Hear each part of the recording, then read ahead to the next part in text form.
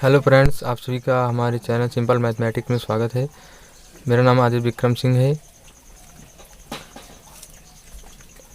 आज मैं आप सभी को slope intercept form of a line के बारे में बताने जा रहा हूँ। बहुत ही इम्पॉर्टेंट फॉर्म है स्लोप इंटरसेप्ट फॉर्म।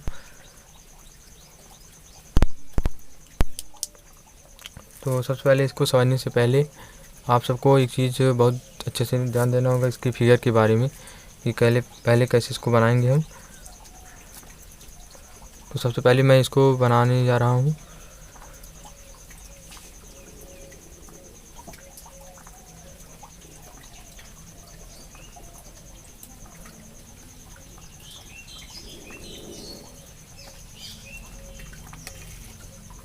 फ्रेंड्स, ये हमारा होगा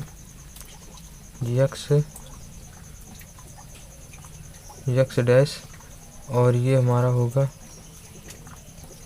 वाई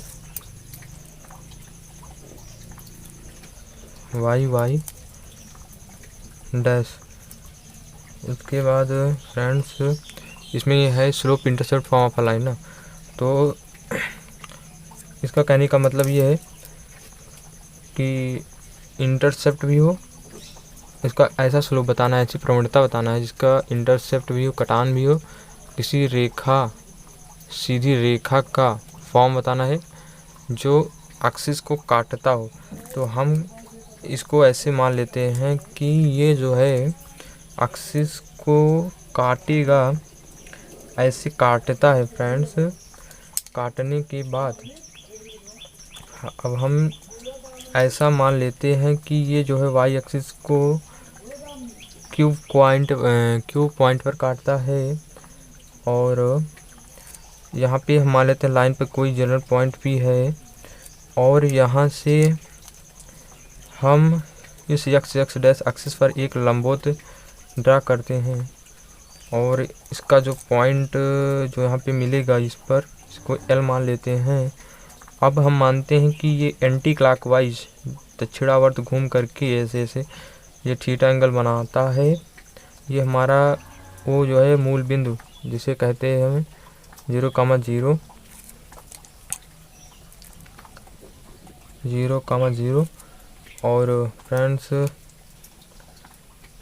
अब बचता क्या है, बच रहा है तो एक ये बच रहा है। इस यहाँ से अगर हमें इस पी एल पर लंब डालते हैं ऐसे, तो ये जो एंगल होगा, अगर ये थीटा है तो इसके सामने का ये त्रिभुज के नियम के अनुसार थीटा होगा। और चूँकि ये एक्स एक्सिस है तो एक्स एक्सिस पर जो कटान होता है वो स्मॉल एक्स होता है। Okay, small x. तो यहाँ पर जो होगा यहाँ से यहाँ तक का स्मॉल एक्स होगा इंटरसेप्ट का मतलब ये है कि वाई एक्सिस पर इंटरसेप्ट बनेगा, क्योंकि ये वाई डैश है। जब सीधी रेखा खींचेंगे तो जो कटेगा भाग ये एक्स डैश और ये वाई डैश के जो मध्य का ये भाग कटान होगा, इसको हम रिप्रेजेंट करेंगे फ्रेंड्स सी से। यही इंटरसेप्ट होता है, तो ये हमारा इंटरसेप्ट होगा। ओके, तो क्या कैसे लिखेंगे इसको, लिखने का जो प्रूफ होगा उसको प्रूफ में भी लिखेंगे। इसको पहले प्रूफ कर लेते हैं, प्रूफ करने के बाद ही आगे चलेंगे हम। तो सबसे पहले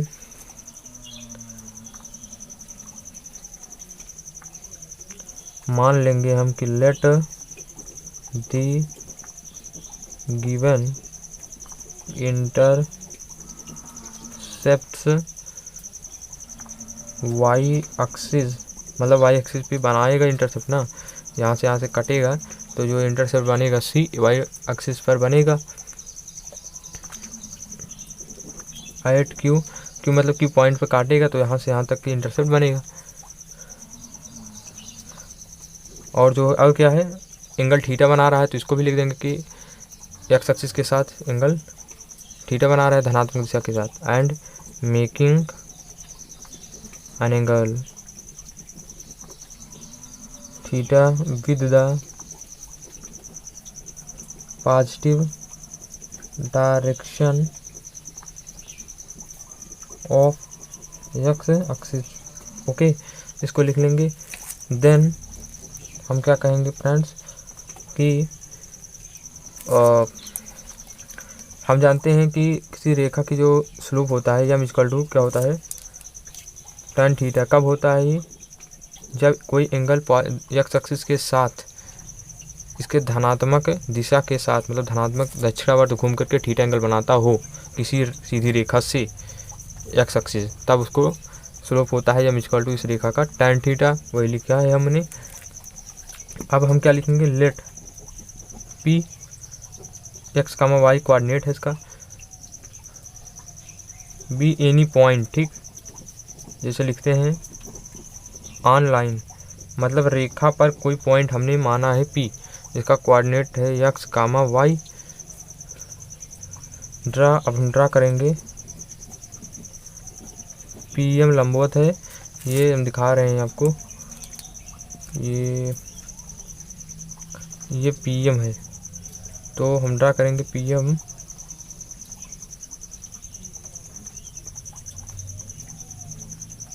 एक्स एक्सिस। चूँकि ये पी एम है, ये चाहे पी एम बोलो इसको, चाहे पी एल बोलो, बात एक ही, कि इसी रेखा पर स्थित है पॉइंट यल, तो इसे पी एम या पी एल बोल सकते हो। तो ये किसके लंबवत है, एक्स एक्सिस के। यहाँ पे 90 बना रहा है, तो यहाँ पर भी तो बनाएगा, ये इसके समांतर है, ये एक्स जो है इसके समांतर है, तो एक्स एक्सिस के ही अलॉन्ग होगा। तो लंबवत है एक्स एक्सिस। ठीक है, इसको लिख सकते हैं परपेंडिकुलर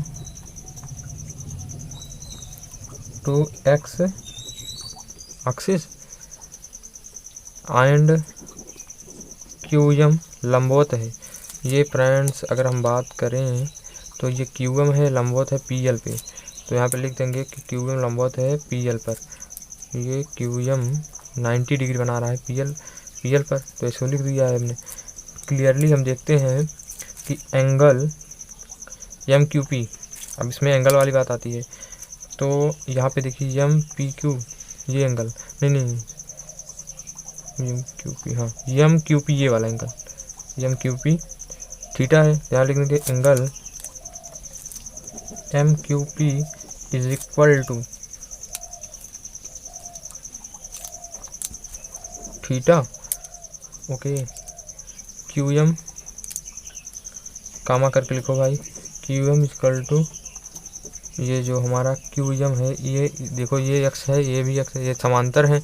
जब ये समांतर है तो Q M is equal to O L हो जाएगा, और ये कितना है, एक्स है। ठीक, ये तो समझ में आ रहा है। एंड बात कर रहे हैं पी एम की, पी एम निकालने की, तो पी एम ये निकालना है हमको। ठीक, देखो अगर इतना पोर्शन निकालना है पी एम, ये पी एम निकालना है इतना पोर्शन, तो पूरा पी एल में से एम एल घटाना पड़ेगा। तो P L minus M L जब घटाएंगे तभी तो इतना मिलेगा, इतने में से इतना निकालेंगे तो इतना बन जाएगा। हाँ, अब पी एल इसको लिख देते हैं, माइनस एम एल का स्थान क्या रखेंगे। देखो ये हमारा इतना पोर्शन है एम एल, जो कि वाई एक्सिस के समांतर है। तो वाई एक्सिस के समांतर यानी कि क्या है, ओ क्यू, ओ क्यू के समांतर एम एल है, तो रख सकते हैं एम एल के स्थान पे ओ क्यू। ठीक, तो यहाँ पे रख देते हैं O Q is equal to P L कितना है, क्योंकि ये वाई एक्सिस है ना, तो ये हमारा वाई हो जाएगा, वाई निर्देशांक माइनस ओ क्यू कितना है, ओ क्यू यही तो है। देखो जब ये रेखा हमने ड्रा किया है एक्स एक्स डैश और वाई वाई डैश के समांतर, मतलब कि इस पर समांतर नहीं, सॉरी, इस पर ड्रा किया हुआ है, तो इसको क्यू बिंदु पर काटता है, और जो निर्देशांक है ओ 0,0, यहाँ से ओ क्यू जो होता है ये वाई एक्सिस पर क्या होता है, इंटरसेप्ट होता है, और इसको सी से डिनोट किया जाता है। तो यहाँ पे इंटरसेप्ट क्या है, सी है, ओ क्यू इंटरसेप्ट है, और इसे सी से डिनोट किया गया है, तो इसे हमने सी से रिप्रेजेंट कर दिया। लिखेंगे फ्रॉम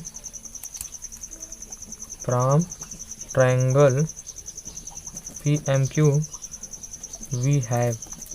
ओके, तो क्या क्या इससे निकल के आता है, देखिए आप लोग पी एम क्यू बोल लें, ये है पी एम क्यू, ये ट्रायंगल नहीं, तो ट्रायंगल क्या होता है, tan थीटा अगर देखें तो क्या होगा, लंब बटा मतलब परपेंडिकुलर अपान बेस होता है।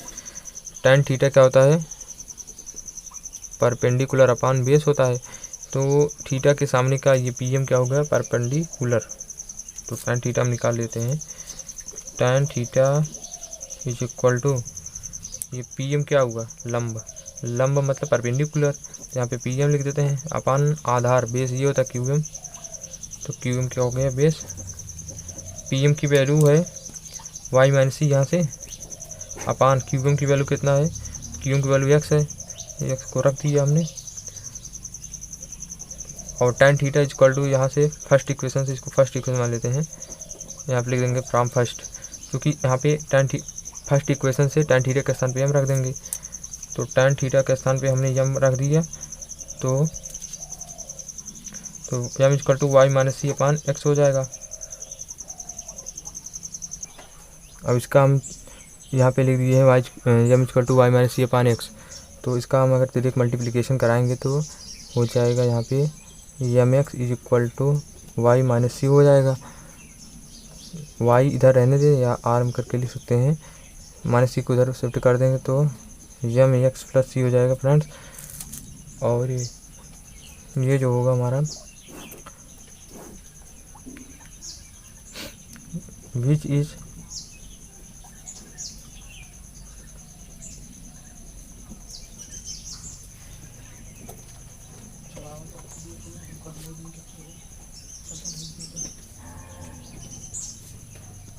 रिक्वायर्ड इक्वेशन ऑफ लाइन, यही है रेखा का समीकरण का equation y equal to M X plus सी।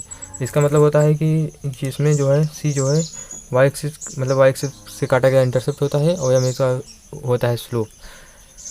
तो फ्रेंड्स आज के लिए इतना ही, अगले नेक्स्ट वीडियो में आपको क्वेश्चन के साथ इस पर आधारित क्वेश्चन करवाऊँगा।